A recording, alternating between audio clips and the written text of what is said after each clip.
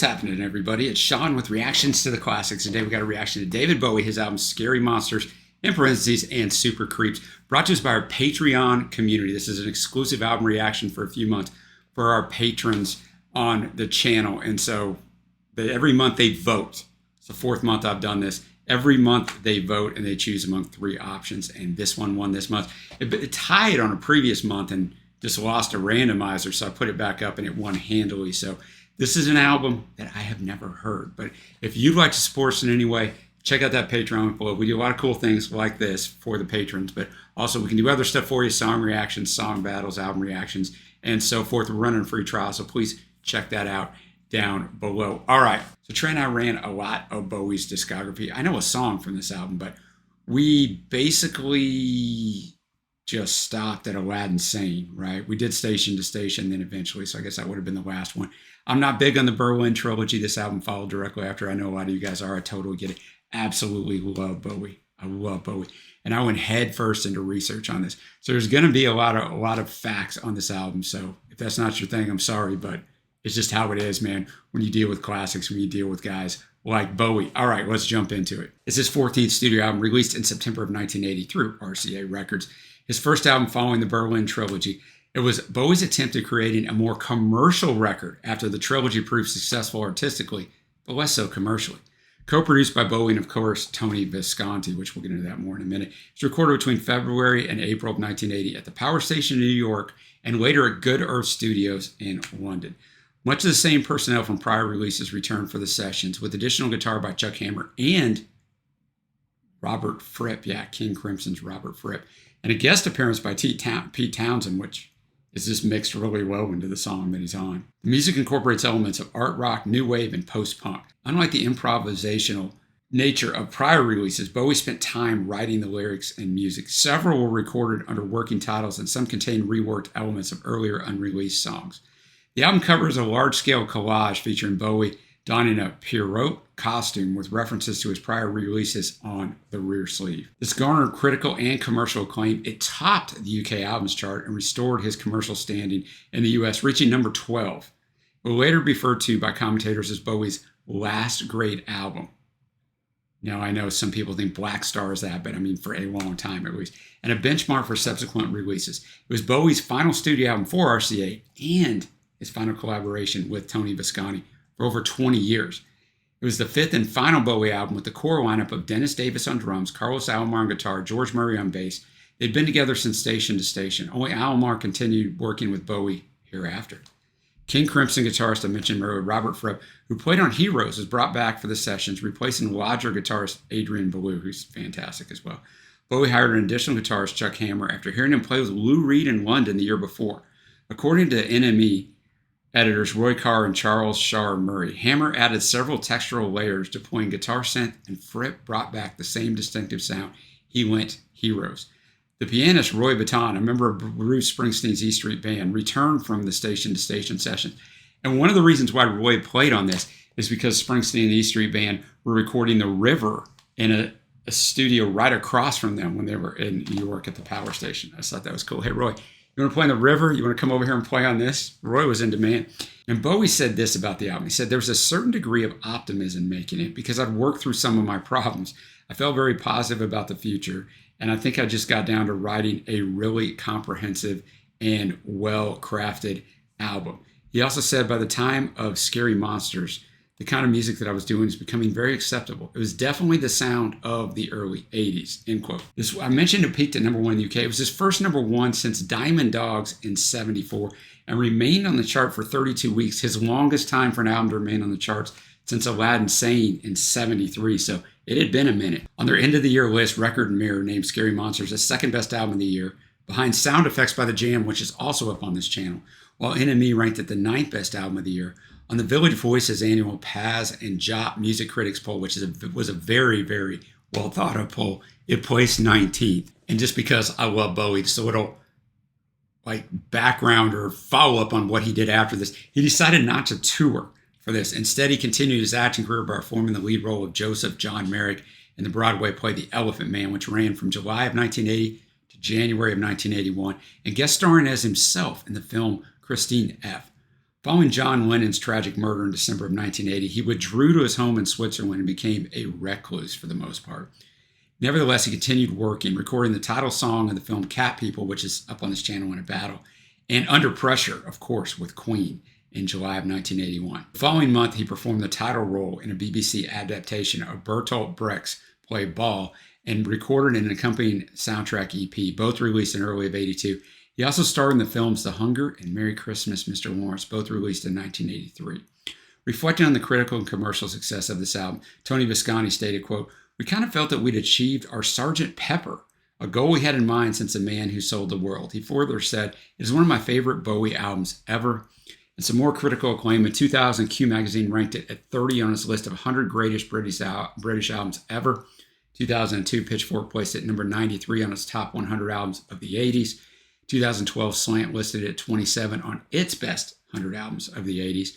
In 2013, NME ranked it 381 on its 500 greatest albums of all time. Pitchfork placed it at 53 on its 200 greatest albums of all time. And Rolling Stone, their most updated list, which was 2020, places 443 on the greatest albums of all time. So that's a lot of acclaim. I wanted to get into that to let you know that. I don't know why I've never listened to this album. I just haven't. No reason for it. I kind of thought someday we'd get back to running the discography of Bowie. And it's been a minute, so that's probably not going to happen in the near future. So glad the patrons chose this one. All right, you never listened before. The music won't be in the video, but it'll be at a Vimeo link below. So click on that.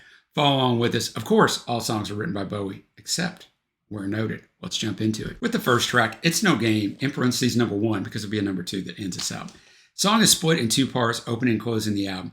This part is musically sinister, featuring him screaming lyrics and Japanese narration provided by actress Michi Hiroto. Part 2, which we'll get to later, is supposed to be much calmer. Part of this was adapted from an earlier unreleased song titled Tired of My Life, which Bowie had demoed at Haddon Hall in the mid-70s. However, Bowie claimed to have written this as early as 1963. Now remember, this is 1980 when we're recording this.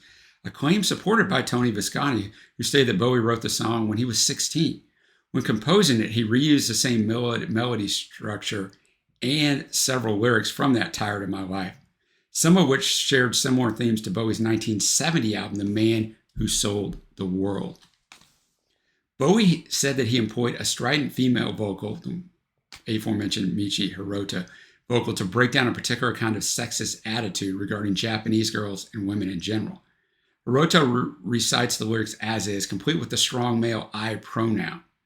The track ends with an intense guitar loop, which was played by Fripp. All right, all the lyrics up as always. Thanks again, patrons. I think Dave was getting another shut up in there.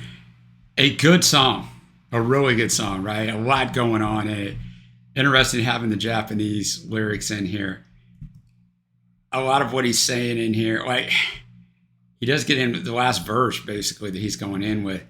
He says, to be insulted by these fascists, it's so degrading. So this was 1980, 1976. He said some pro-Nazi type stuff because you know how Dave was, man. He really got into his personas, right? He was a thin white duke then, and was heavy into coke and everything else. And he was just heavy into his character, man. I don't believe that he was a Nazi or a fascist, but, he was playing the character. So he obviously is getting a little prod back at them here. Next up, we have Up the Hill Backwards. It was the 4th and final single from this album, with 32 in the UK, 49 in Canada, featuring backing vocalist contributions from Fripp and acoustic guitar played by co-producer Tony Visconti. Tony's in here on everything, man. Lyrically, it concerns the struggles of facing a crisis, partially influenced by Bowie's divorce from his wife, Angie. Musically, the song contains numerous time signature changes and a Bo Diddley-inspired beat, which David talked about himself. Visconti later recalled, "We asked a casual friend, Lynn Matlin, to join David and I singing a group vocal for this song. It's another big departure for David since he doesn't sing solo on this." Now, Bowie does misquote Thomas Anthony Harris's 1967 self-help book, I'm Okay, You're Okay, a guide on how to save marriages. All right, let's go. Up the Hill Backwards, very enjoyable with that group vocal on there, and some good lyrics on here too. A lot of shout outs to things. I mean, this says that it's direct quotes from the book Dada, Art and Anti-Art in 1964. It's about the collapse of Imperial Germany in 1919 and how it affected the Dadaist movement of the city up or when. I don't know. It's got nothing to do with you if you can grasp it. Earth keeps on rolling. Witnesses falling apart. Yeah. Up the hill backwards. It'll be all right. I mean, think about going up the hill backwards, right? It's got nothing to do with you if you can grasp it. More idols than realities, which is a Nietzsche quote directly from the preface of Twilight of the Idols. So Dave's not just randomly writing. He definitely, I talk about how he definitely spent time writing the lyrics. He definitely spent time writing the lyrics. Let's go to the title track, third single, 20 in the UK. It was inspired by the song title, so the album title as well, was inspired by Kellogg's Cornflakes ad campaign, Scary Monsters and Superheroes. When I was born in 1971, I probably saw that ad campaign. It describes the feelings of an obsessive man when he gets a shy girlfriend. Though his influence on her initially works out well for the relationship, it becomes too much for her. She soon becomes a recluse, leaving the man, and descends into madness, seeing all strangers as scary monsters. Bowie compares the uncertainty of his upcoming career in the 80s to the anxiety one feels when entering a relationship. In a promo interview for the album, he stated the song was from the perspective of the man and his conflicted feelings about his influence on the girl. All right, the title track, Scary Monsters and Super Creeps.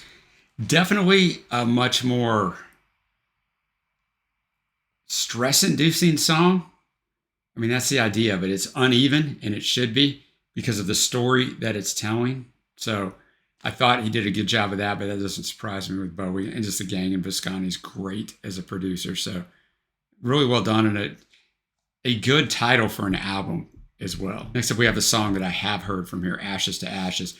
An art rock, art pop, and new wave song led by a flanged piano riff. The lyrics set as a sequel to Bowie's 1969 hit Space Odyssey.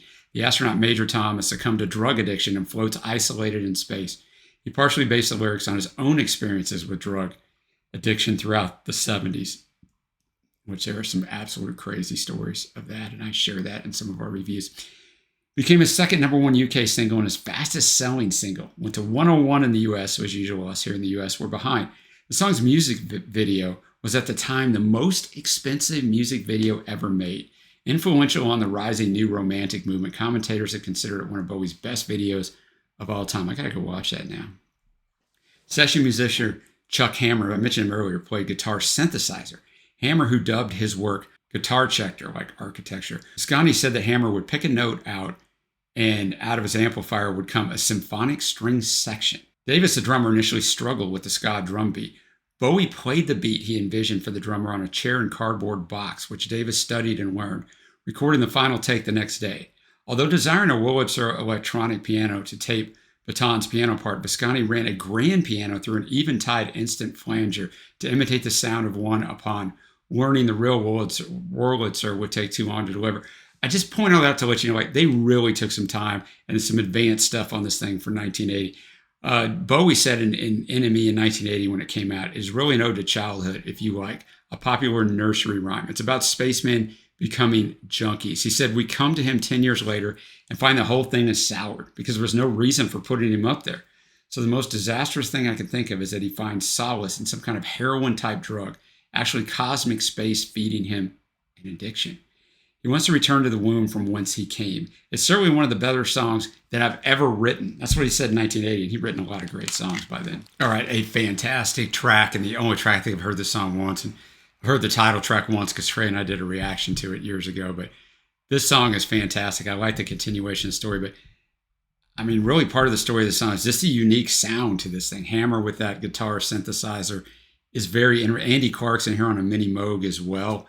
So, and then Baton's piano, like, it's just a very, very interesting song sonically, and it makes it work with the outer space and junkie and outer space. You know, it kind of all works, man. And Bowie is such a master of that, of building. And I talked about it on the previous track, on the title track, of building that atmosphere lyrically, so it all connects. I think it's part of the theatrical, like, brilliance that he had, obviously, that he took into acting that I mentioned at the start, but he understands how to bring that into the music. All right, we're going to finish out side one with Fashion, the second single, 5 in the UK, 70 in the US.